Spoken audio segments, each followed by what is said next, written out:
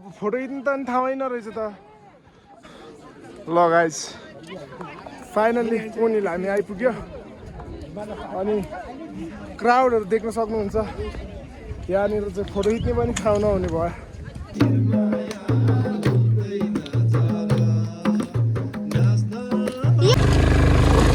Oh fuck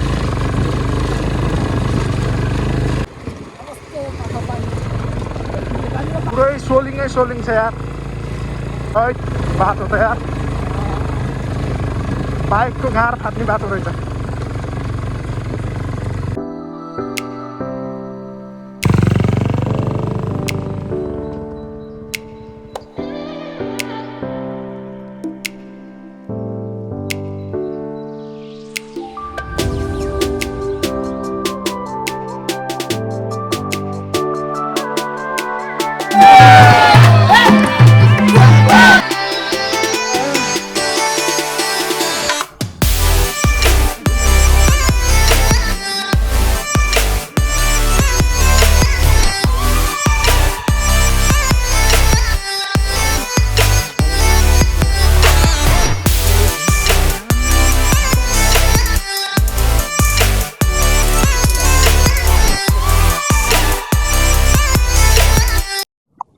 अब चाहिँ हाम्रो यात्रा यहाँदेखि घोरेपानीसम्मको यात्रा चाहिँ हाम्रो सुरु भइसकेको छ let's go guys let's go ल साथीहरू तपाईहरु कति पढे त अब घोरेपानी जानु भएको छ होला हैन तर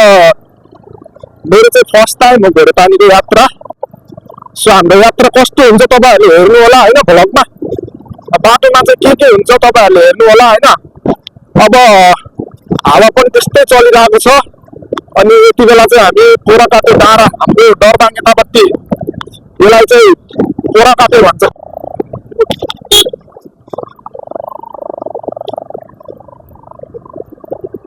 गाह्रो छ गाइस गाह्रो छ हाम्रो बाङ्गे पहिरोको बाटो हो यो बाङ्गे पहिरोमा चाहिँ यस्तै गाह्रो छ के एउटा गाडी आयो भने पनि छिराउन गाह्रो छ फेरि ढिलो छ के सेफ राइड गर्नुपर्छ अनि यहाँबाट तल फेरि खोला आदि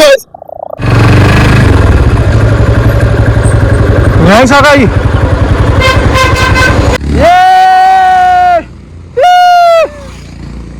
ल दामी सही गाइज सही हो ल गाइज हैन लाइफमा चाहिँ जस्तो हो नि रमाइलो गर्नुपर्छ इन्जोय लाइफ जिउनुपर्छ हरेक मोमेन्टलाई चाहिँ इन्जोय गर्नुपर्छ सो हामी यति बेला गर्दैछौँ होइन ल दामी खैरेल त यस्तो बबाल बाइक लिएर आएको यार ए लास्ट हो नि यार एडभेन्चरै बबाल हुन्छ नि उनीहरूको त हामी चाहिँ पुरै धुलो भयो होइन हामी चाहिँ अब यता छौँ होइन यो के भन्छ यो छोराको नाम चाहिँ सो यो चाहिँ दामी देखिरहेको छ ब्युटिफुल वाटरफल यहाँनिर एउटा बबाल वाटरफल छ ब्युटिफुल वाउ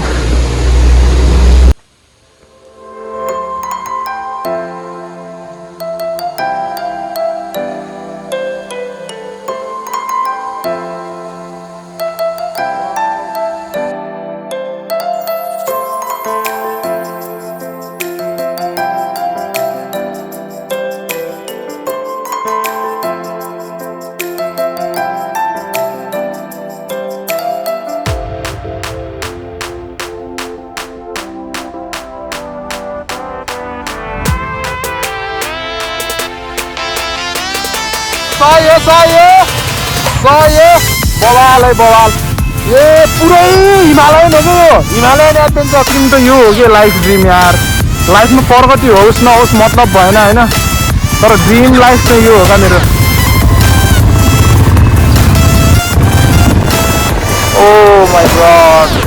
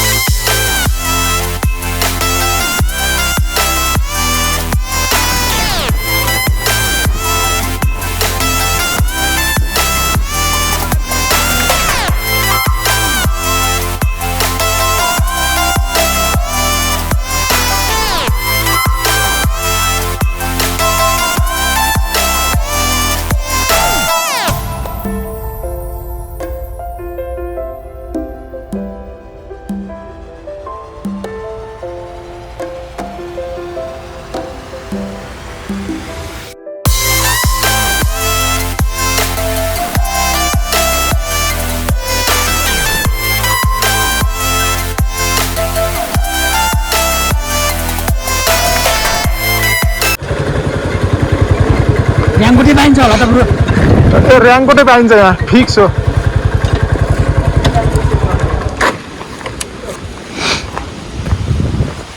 यो बाइकमा हिँड्दाखेरि लाउने ऱ्याङ्कोट पाइँदैन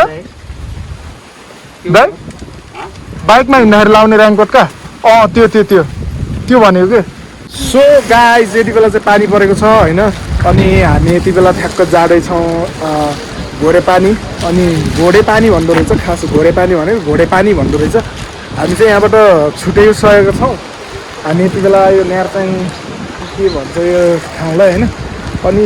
हामी पानी परेको कारणले फर्केर फेरि यहाँ सबैले चाहिँ प्लास्टिकहरू लगाउने गिटारहरू सेभ गर्नु पऱ्यो अब यहाँदेखि चाहिँ पानी परेको छ गाईको साउन्ड बढी आएर मेरो चाहिँ अलिक कम आएको छ होला किनकि मुस्ताङ जाँदा पनि मलाई माइकले धोका दिएको थियो यहाँ पनि माइकले धोका दियो होइन त्यस्तै छ केही छैन आफ्नो उयो चाहिँ यात्रा चाहिँ अगाडि बढाउनु पर्छ जस्तो भयो भने यहाँ पनि पिस छ त फेरि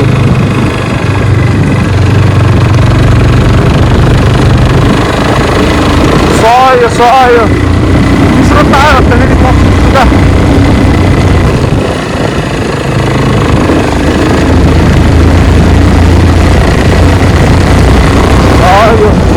वाह यार यहाँ आएर पनि पिस छ यार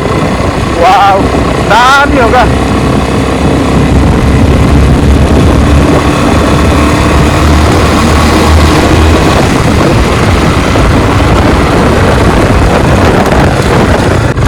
No. बाटो त यार बाइकको गाँड फाट्ने बाटो रहेछ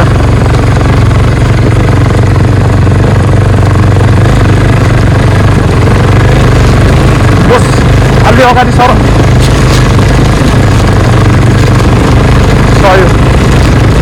सहयो गाइस डट लिएर आउनेहरूलाई चाहिँ यता पनि छ है एडभेन्चर घोडेपानीको बाटोमा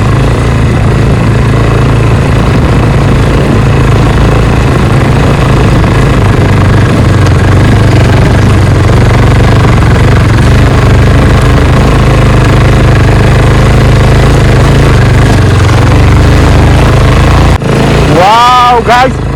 क्या मोबाइल का पोस्टर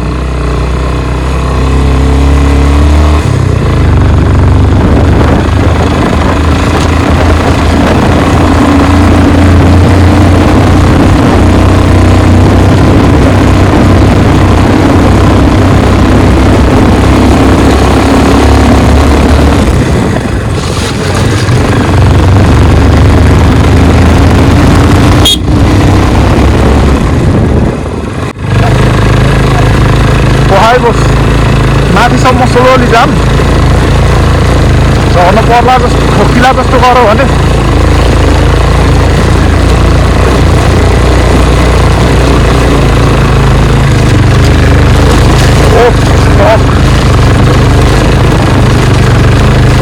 अफरोड पनि के साह्रो अफरोड हो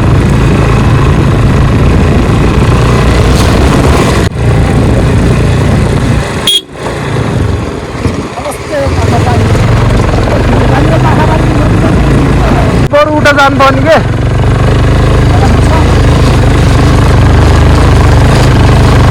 ल गाइज हामी यति बेला राइड गरी अफरोडमा पुरा होइन एडभेन्चर डेन्जर भयो त्यो भएर अब भोक लागेको छ अब हामी चाहिँ यहाँ खाजा खान लाग्यो ए हामीले चाहिँ खाजा भुटेर ल्याएको छौँ पपकर्न पनि थियो नि केटा हाल्नु ल पपकर्नै भुलेको थियो पपकर्न थियो नि भुटेर राखेको गाउँमा भुटेको त्यो त लिनुपर्छ गरे घुरुम पाएर मिसा पनि बवाल हुन्थ्यो ल अब चाहिँ हामी फेरि अझै छ यात्रा बाटो हाम्रो अलमोस्ट 17-18 किलोमिटर छ सो लागि चाहिँ हामीलाई चाहिँ लाग्छ अलमोस्ट 1 आवर 20 मिनट जति लाग्छ होला बिस्तारै गइरहेको छ बाटो एकदमै अप्ठ्यारो छ तपाईँहरू यदि आउनुभयो भने चाहिँ बिस्तारै राम्रो तरिकाले आउनु होला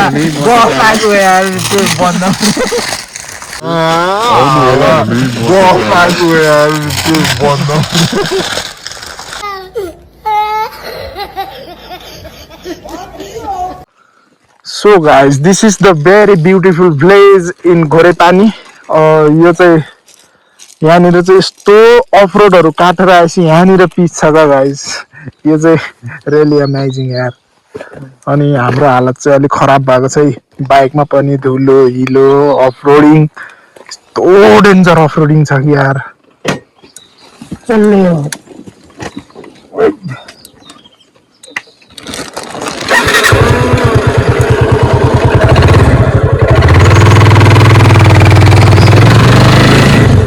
यो रुखहरू है यो टक्क ओहो घोटे खर्क वाउ ब्युटिफुल भिलेज बवाल छ है गाउँ लाइफमा बेग्लै एक्सपिरियन्स बेग्लै अलग किसिमको एक्सपिरियन्स चाहिँ यो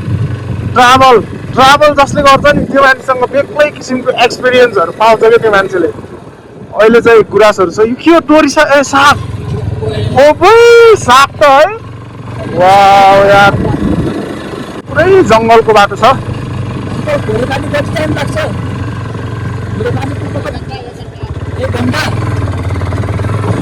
कसैले आधा घन्टा कसैले 1 घन्टा यार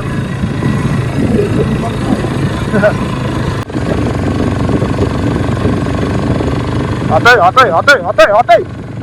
ओइ आमा छोरा ओइ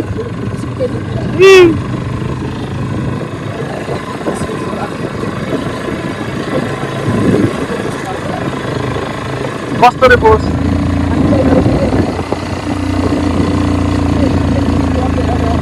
त्यही त नि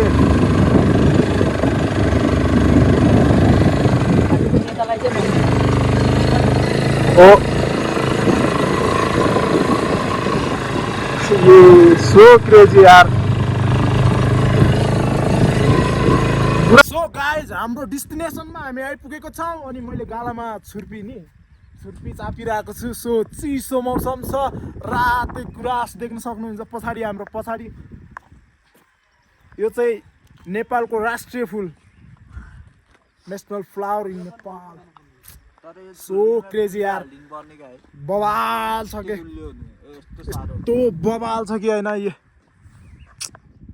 अब हामी बस्नको लागि व्यवस्थाहरू गर्छौँ सो अब बाँकी ब्लग हेर्दै गर्नु होला ओके